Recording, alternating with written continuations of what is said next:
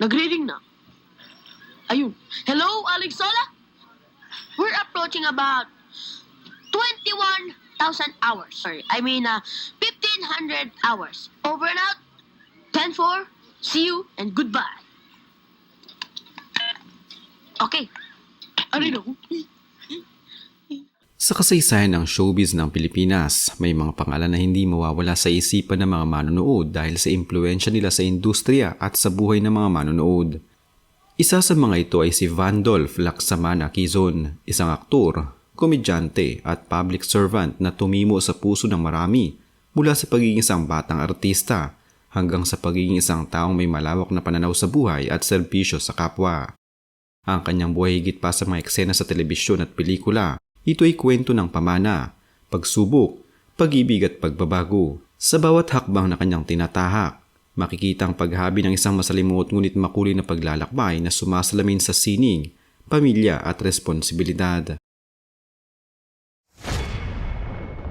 Ipinanganak noong ika-7 ng Mayo 1984 sa Maynila, Pilipinas si Vandolph Lacsamana Quezon, anak ng hari ng komedya na si Dolphy at ng aktres na politika na si Alma Moreno.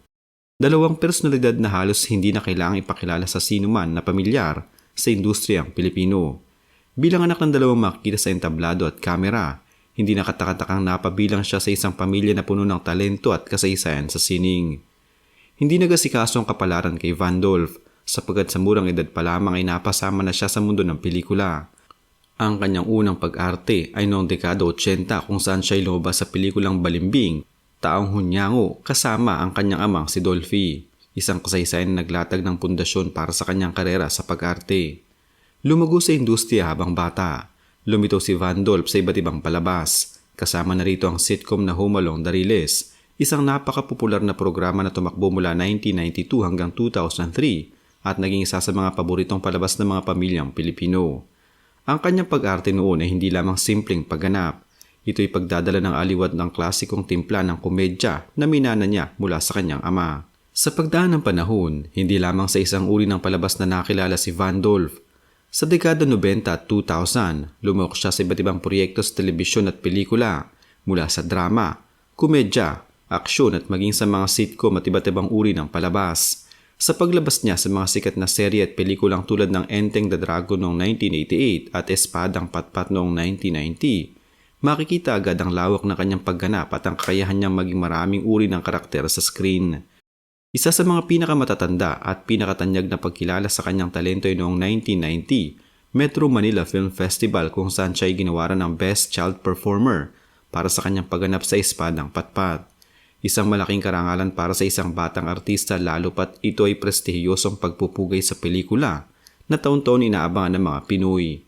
Hindi lamang sa pelikula umikot ang kanyang karera. Sa telebisyon, bahagi siya ng mga palabas na tulad ng Quezon Avenue noong 2005, isang sketch comedy show na tinampukan ng kanyang pamilya at iba pang komedyante na naghatid na maraming tawanan sa mga manonood. Ang paglalakbay ng isang artista ay hindi laging payapa at puno ng tagumpay.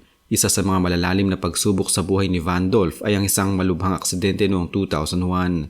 Sa insidenteng iyon, siya mismong nawala ng malay at ang kanyang kasintahan na si Desiree Raquiza ay nasawi mula sa mga malubhang pinsala. Ang pangyayaring ito ay hindi lamang pisikal na pagsubok kundi isang emosyonal na dagok na nagbago sa kanyang pananaw sa buhay at sa kahalagahan ng bawat sandali kasama ang mga mahal sa buhay. Sa personal na buhay naman, si Vandolph ay nag-asawa ng dating miyembro ng Magandang Tanghali Bayan G-Girls na si Jenny Salimao at sila ay nagkaroon ng anak na lalaki na pinangalanang Vito Van. Isang yugtong puno ng saya at bagong pag-asa sa kanyang buhay bilang ama.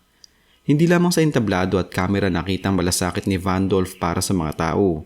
Noong 2016, pinalawak niya ang kanyang landas patungo sa serbisyo publiko nang manalo bilang konsehal ng Parañaque City para sa 1st District.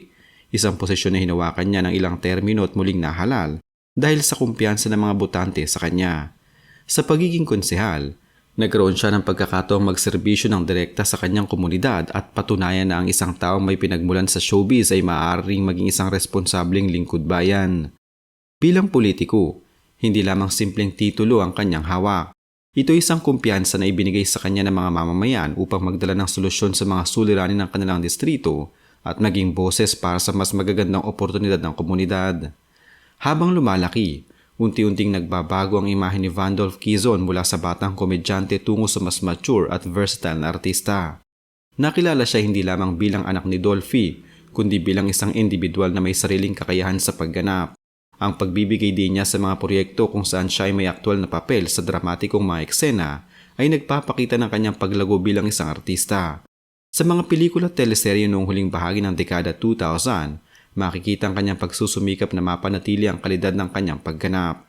Hindi lamang sa pagpapatawa kundi pati na rin sa mga seryosong karakter na humahamon sa kanyang talento. Bukod sa kanyang artistic endeavors, lumawak din ang kanyang karera sa telebisyon sa pamamagitan ng paglahok sa mga variety shows at sitcom na nagbibigay aliw sa madla.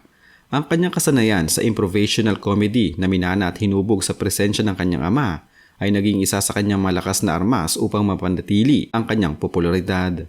Ngunit tulad ng iba pang mga artista, kasabay ng tagumpay ang mga hamon at kontrobersiya na kanyang kaharapin.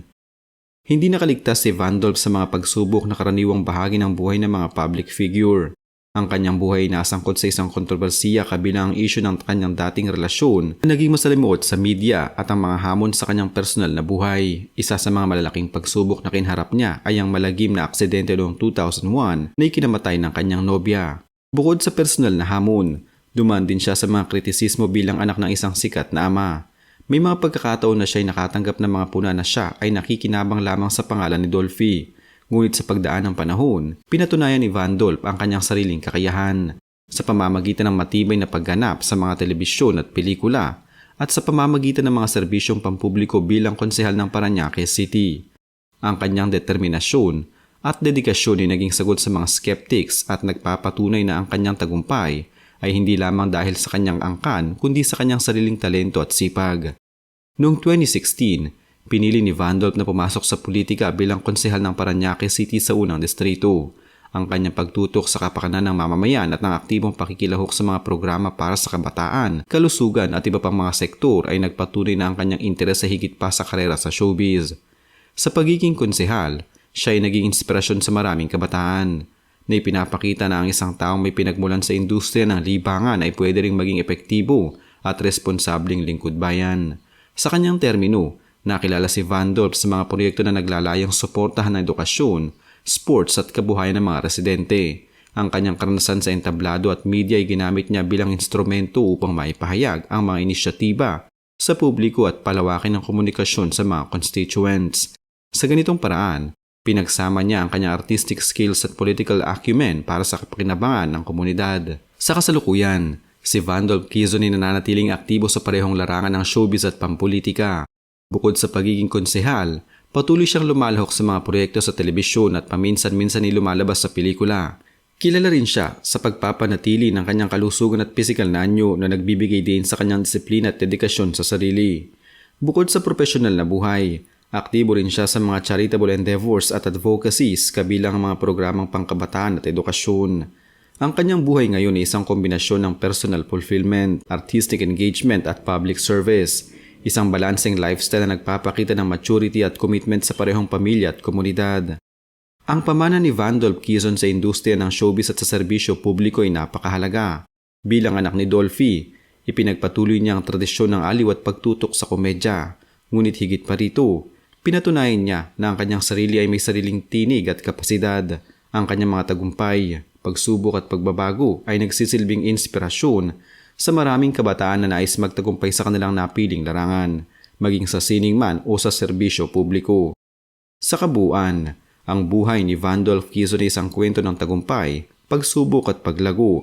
Mula sa pagiging batang artista na minahal ng publiko hanggang sa pagiging epektibong lingkod bayan at inspirasyon sa kabataan, ipinakita niya na ang tunay na halaga ng isang tao hindi lamang nasusukat sa pangalan o sa posisyon, kundi sa kung paano niya ginagamit ang kanyang talento, impluwensya at karanasan para sa kabutihan ng marami. Ang kanyang buhay patuloy na ang paghabi ng talento, dedikasyon at malasakit sa kapwa ay nagbubunga ng isang kahangahang pamana na tatagal sa puso at alaala ng mga Pilipino. Sa huli, si Vandolph Quezon ay hindi lamang isang pangalan sa telebisyon at pelikula. Siya ay simbolo ng pagpupunyagi, resilience at tunay na serbisyo sa kapwa na nagpatunay na sa kabila ng lahat ng pagsubok at kontrobersiya, ang dedikasyon sa sining at komunidad ay laging magbubunga ng inspirasyon at respeto. Ang kanyang kwento ay paalala na ang buhay ay puno ng pagkakataon para lumago, magbigay ng aliw at makapaglingkod sa iba. Isang buhay na puno ng kabuluhan, hindi lamang para sa sarili, kundi para sa mas nakararaming tao.